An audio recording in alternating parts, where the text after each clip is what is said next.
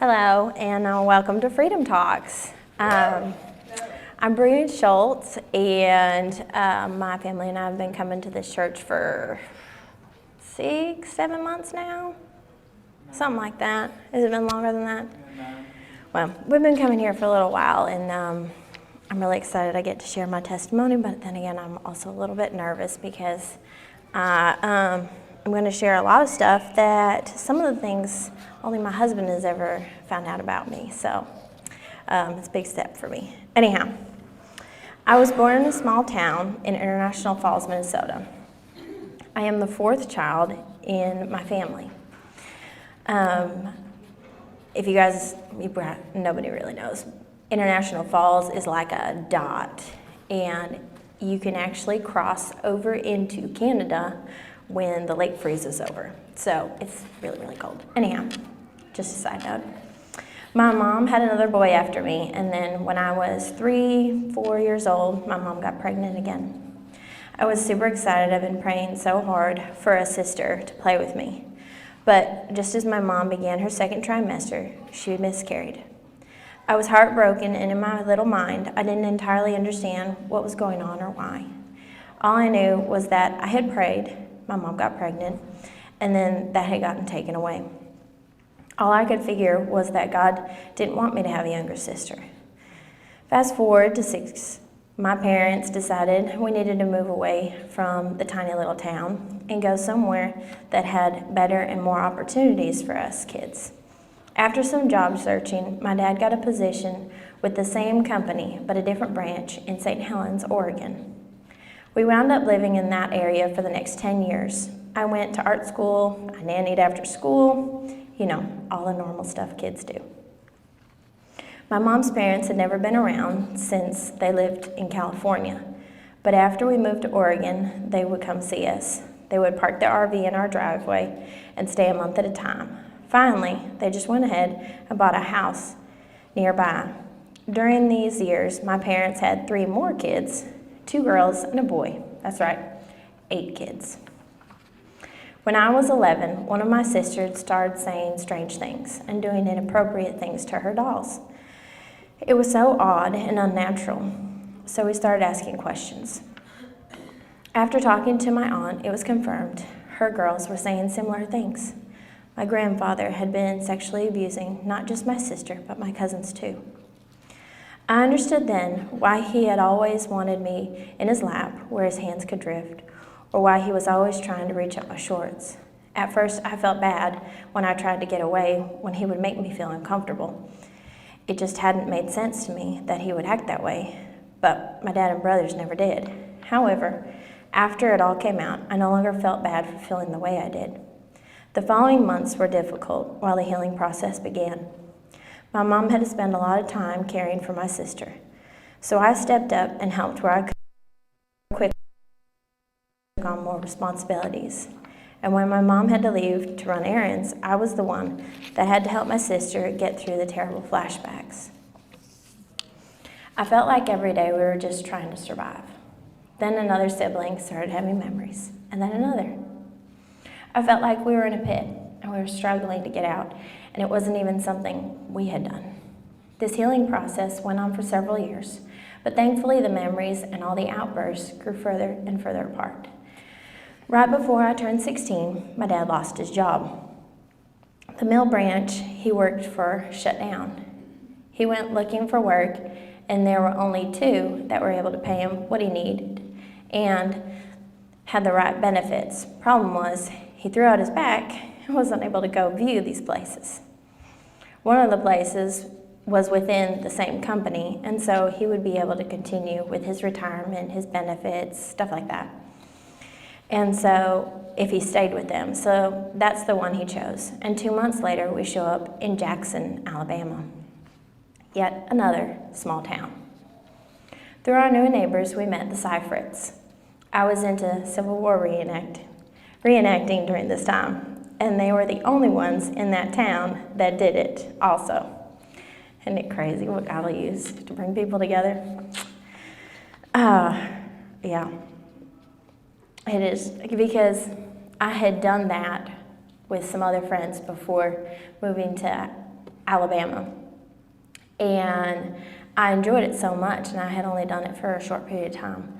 And so when we moved to Alabama, it was my thing. And so I was like, I've got to find someone. I got to find people who do this around here because I don't want to give this up.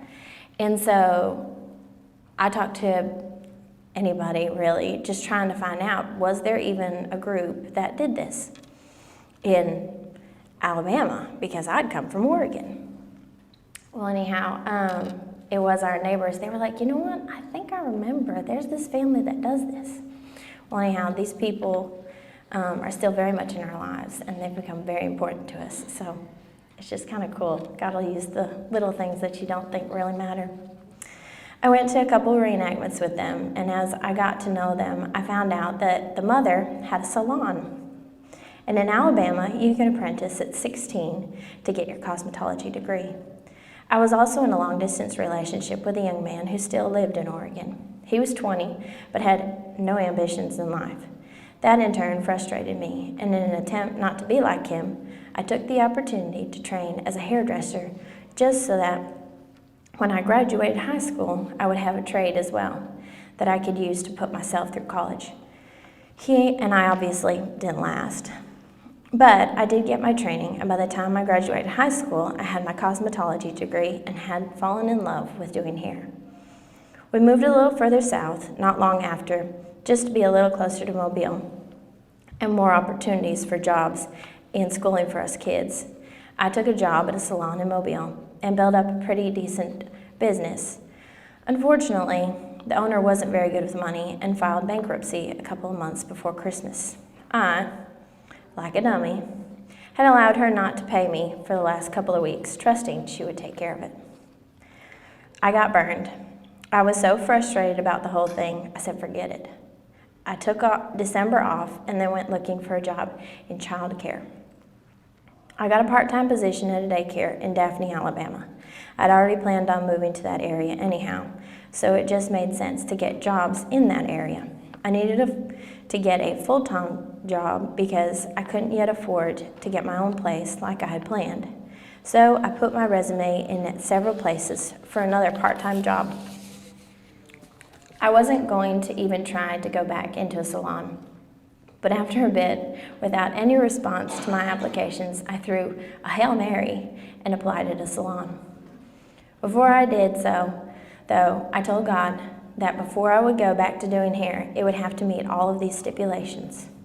Had to have an hourly wage, was Christian, work with my schedule, etc., etc. Well, before the end of the day, that salon called and asked me to come in for an interview.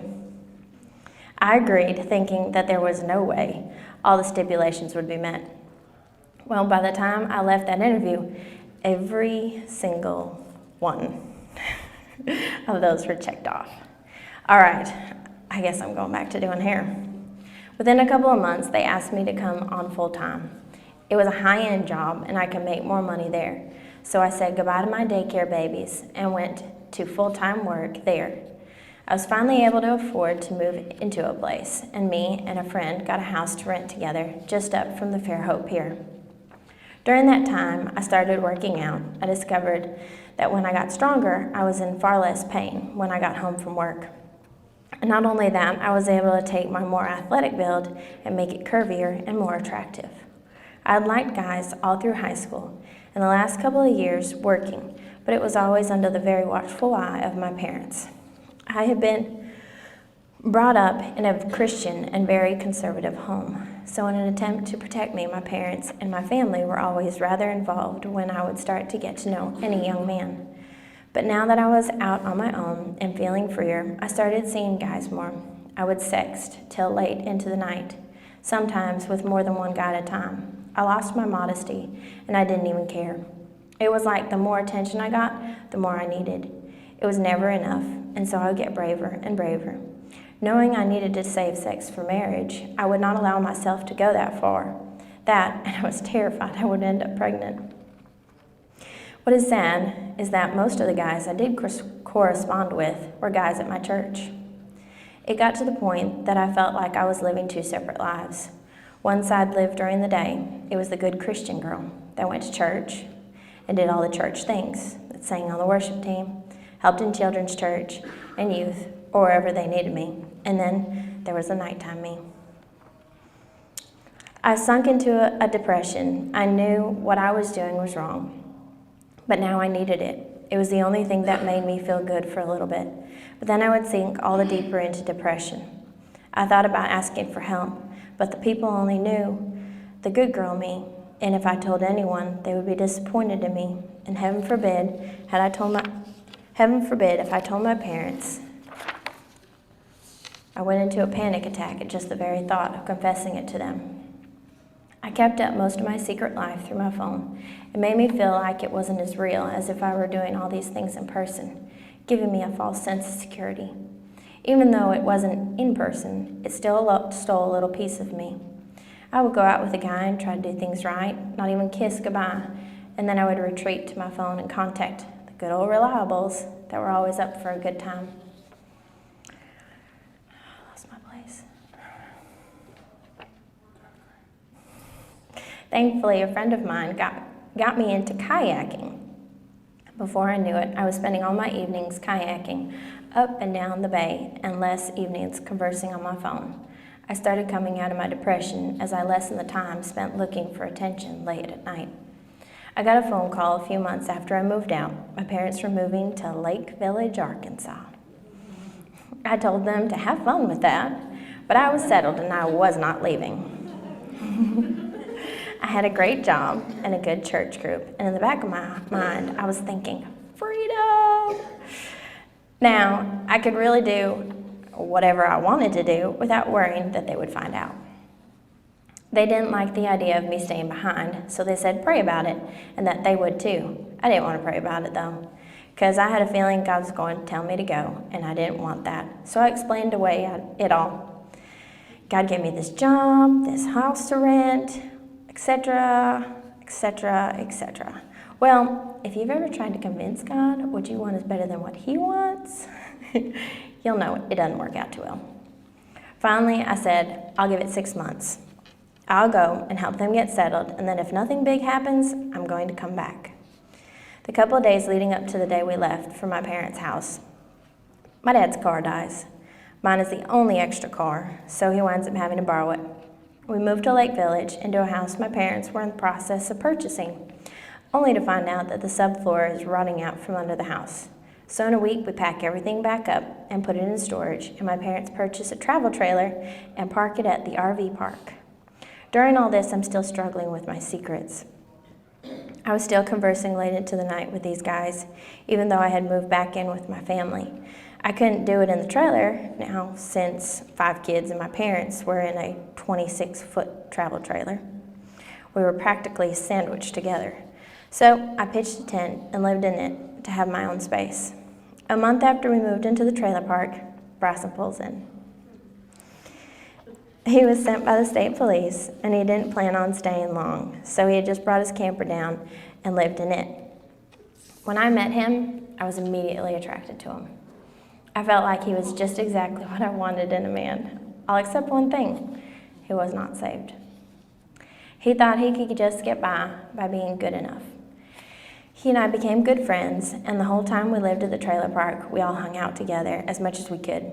He could see that we were a conservative Christian family and did not know I was trying my best to overcome my struggles. He was a man and not saved, so his morals were not the same. But out of respect for my beliefs and my family, he never acted on his lusts. Unbeknownst to the two of us, we were fire and gasoline. How we both came from that unscathed is an act of God, because I know that I was very attracted to him, and had he initiated anything, our story would have gone very differently.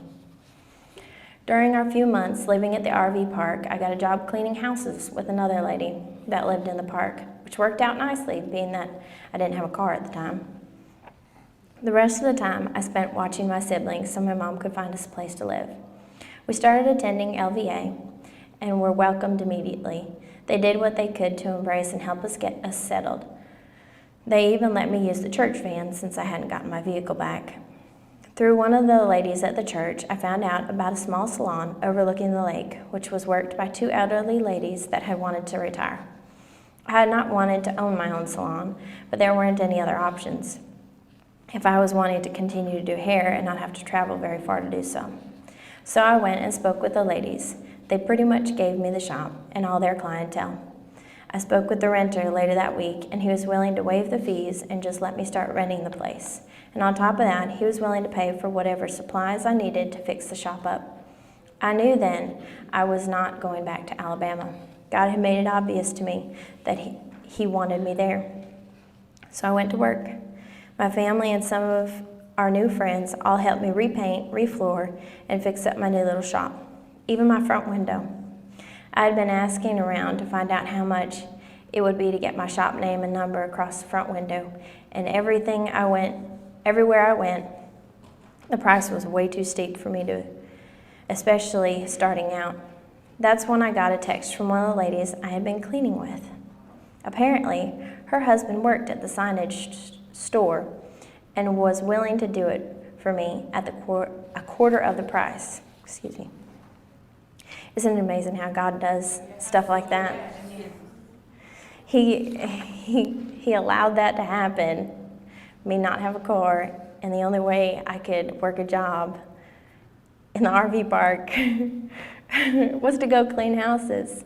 And at the time, it was a very humbling experience going from working in a high-end salon to cleaning other people's homes, because there's just another level to that, because going in and having to clean someone else's toilets and change their bedspreads and their sheets and stuff, you find out a lot about people and you get exposed to a lot. But in that, God was able to work, and he brought another blessing to me through that. It's crazy, but it's cool. Anyhow, where was I? My parents found a home. I got my car back, and I got the shop up and running, and was immediately blessed by plenty of business. Bryson would come by and check in, but he and I had drifted apart some, being that we didn't see each other much outside of him popping in occasionally. I prayed for him so much, hoping his heart would change, because deep down I knew he was for me.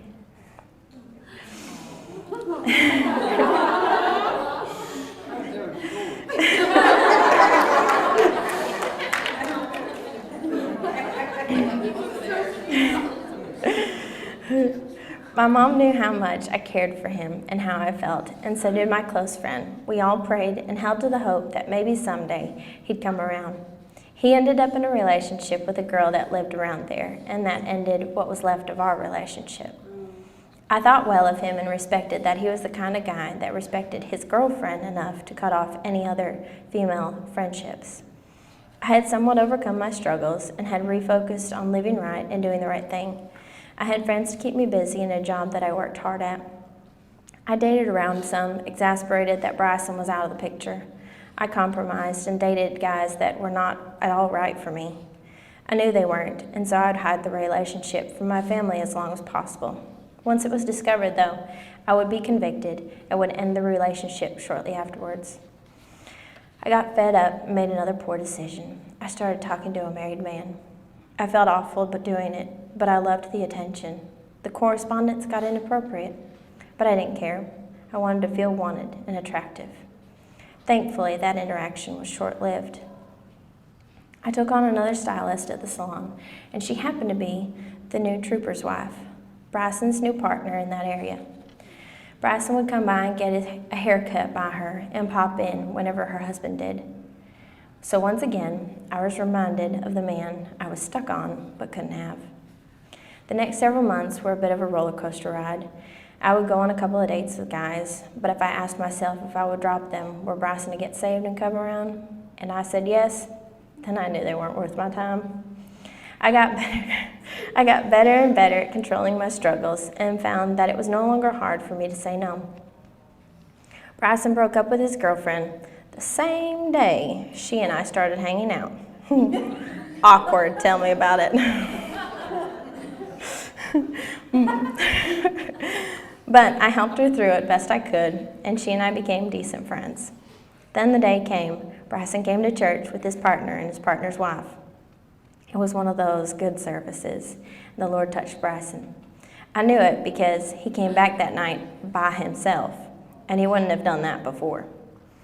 The following Sunday, he got baptized in front of the whole church. I lost my composure. I went to ugly crying on stage because the thing that I had hoped for and prayed for that would happen had happened. I just knew that this was my sign. Bryson was headed my direction.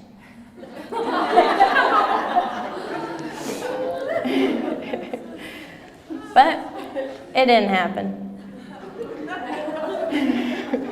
In fact, he totally avoided me. He wouldn't speak to me unless he had to. It got so bad that people would pull me aside and ask why Bryson disliked me so much. I had no idea. I didn't know what to think or do, so I went back to looking elsewhere.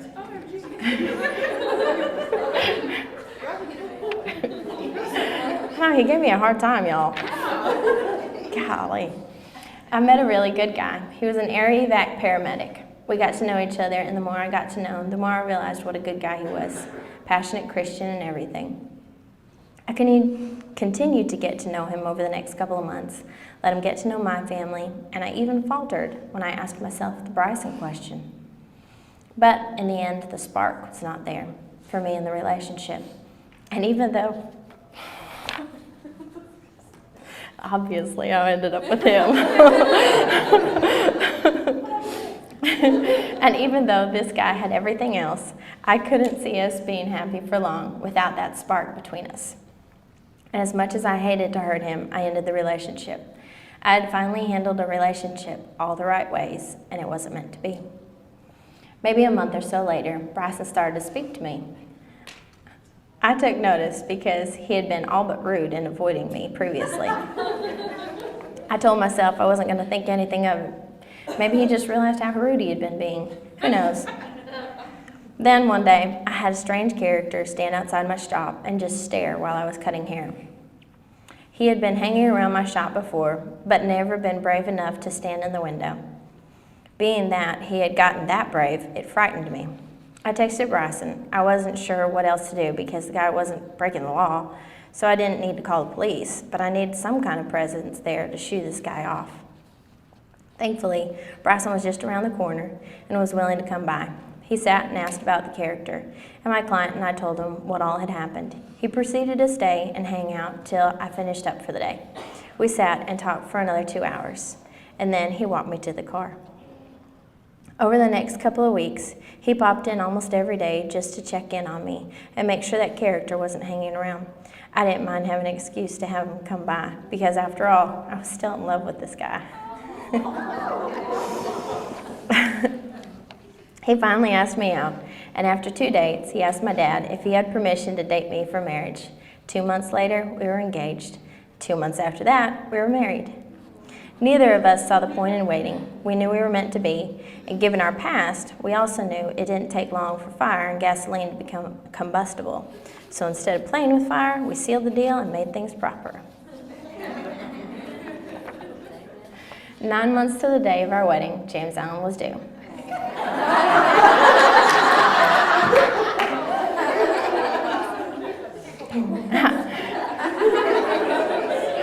I just knew the first time I ended up pregnant, and I guess I was right about that.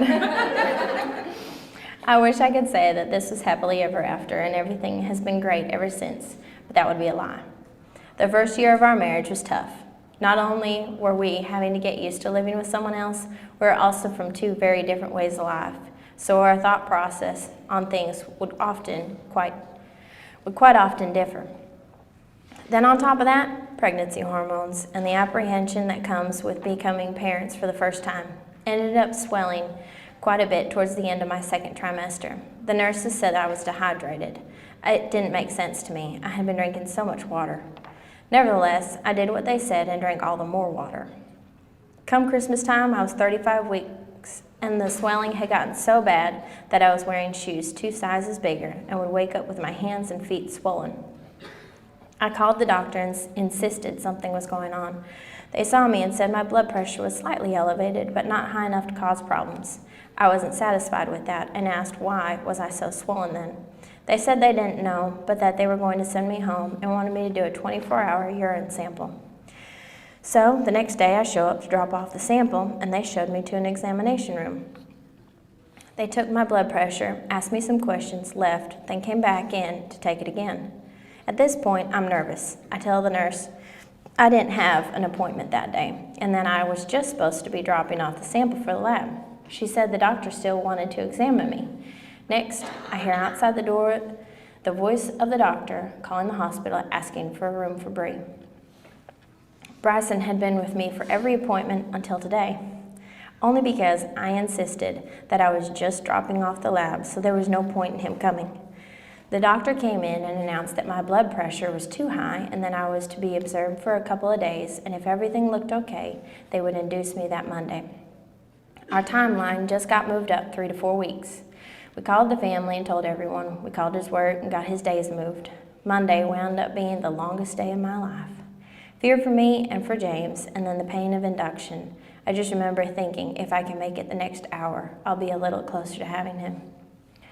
By 5:45, we were holding our sweet little James. His poor head was badly bruised and bloodied from the long 3 hours of pushing, and the doctor said it was a good thing we had gone ahead and had him because the sac had already had calcium deposits on it. Once again, God had taken a scary situation and shown his hand in it. We both had to stay in the hospital for a few extra days due to my blood pressure and James's jaundice. We finally got to go home 5 days later, but James still struggled for another week to get the jaundice under control. Then, postpartum hit. I remember Bryson would watch me like I was a ticking time bomb. He was never sure when I would go off. I'd have off-the-wall thoughts and anxiety. It would scare me at times, and I don't even know if I ever told him this, but there was a time when he had to be gone for something that I made sure to separate the magazine from the pistol by our bed because I didn't know what I was capable of, and it scared me. It took several months, but I finally got back to somewhat normal and started working again. I brought James to work with me after the first few weeks and then kept him with me from then on. Fast forward a year and a half, we found out we were pregnant with Daniel. Surprise! Other than him being super active, that pregnancy went like a breeze, as did the labor. Delivery was a different story. During my pregnancy, we were hit with the news that my dad had been diagnosed with early onset frontal lobe dementia. It's a lot like dementia, but the way it works is backwards to the normal progression. Only his personality was being affected. His reactions were over the top, and his reasoning didn't make sense, but his memory was still intact. After discussing it and praying about it, my parents decided it was best for them to move to Bella Vista in northern Arkansas before it progressed any further, so that he was near doctors and care facilities for when the time came that they would need it. I remember thinking, God, why? I thought we already carried our big burden. Why are we having to carry another? See, that's the thing. We were never told we would only have one heavy burden to carry. We were told that there will be many trials and that the Lord will walk through them with us.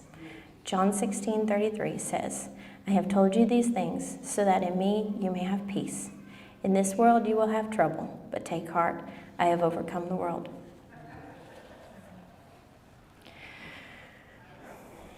Just before Thanksgiving that year, we brought home our sweet Daniel. On the same day, my friend was supposed to be bringing home her newly adopted baby, but the birth mom had changed her mind last minute, and my friend and her family were devastated. I felt like I couldn't be happy and almost felt guilty that I got to bring home my baby and she didn't. We didn't see each other at all over the next couple of months because of it being too hard on her. I was very torn during that time.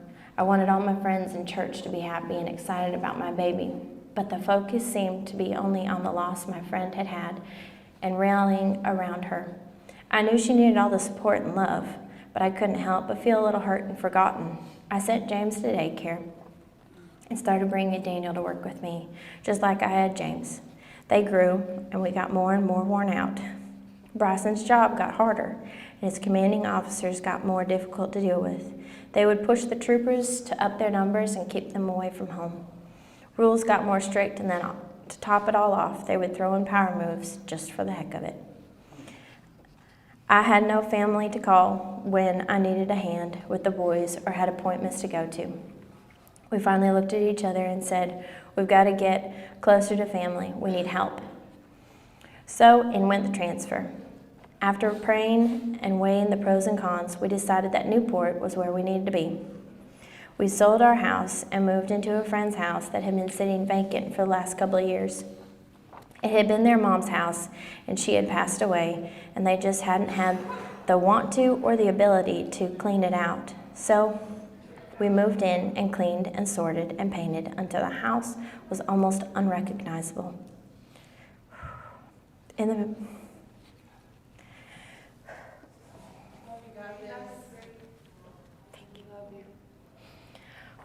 I know this one was going to be hard. Okay.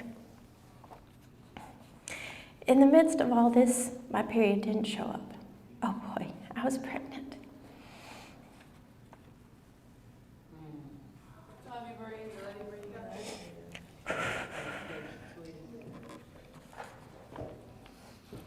Thank you.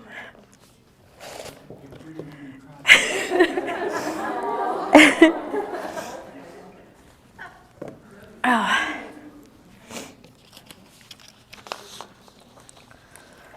We hadn't planned on having another one so soon.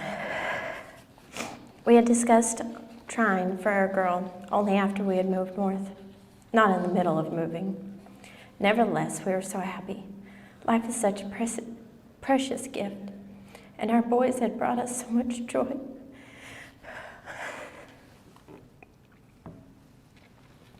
We quickly found ourselves anticipating another. We shared the happy news with our close friends and family, and then as we approached my first appointment,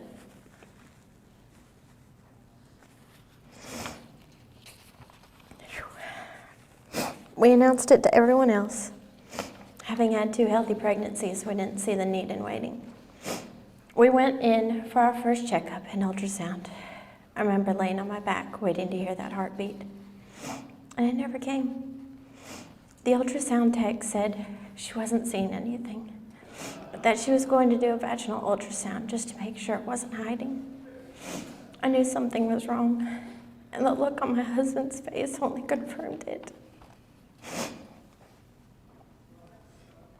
She finished and showed me the ultrasound pictures. There was no baby there, only the sac was left.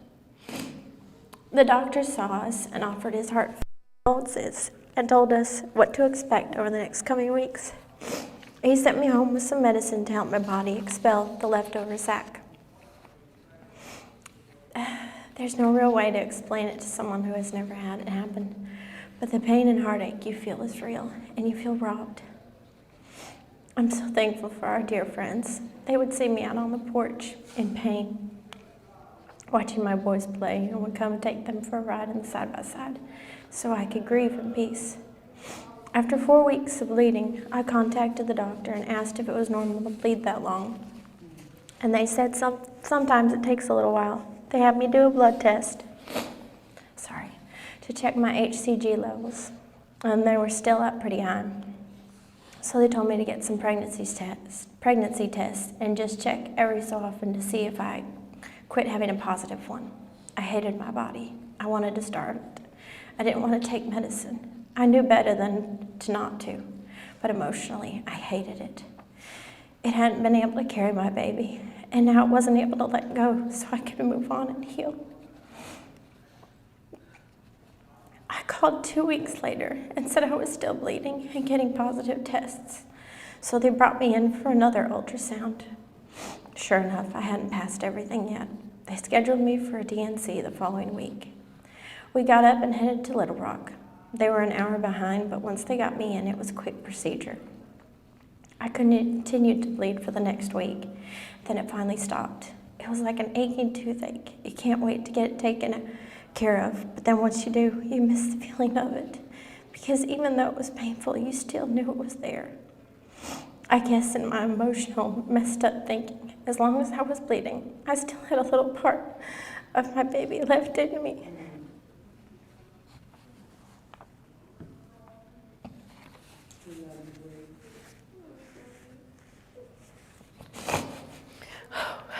Sorry. I know it doesn't make sense, but when you're hurting like that, you don't think very straight. I couldn't understand why it had to happen to me. I was going to break the generational thing. I wasn't going to pass it down. At least that's what I had thought. But I could do nothing on my own power, and that was what was wrong in my thinking. I thought I could more or less control it if I willed it hard enough. A few months later, the transfer finally got accepted.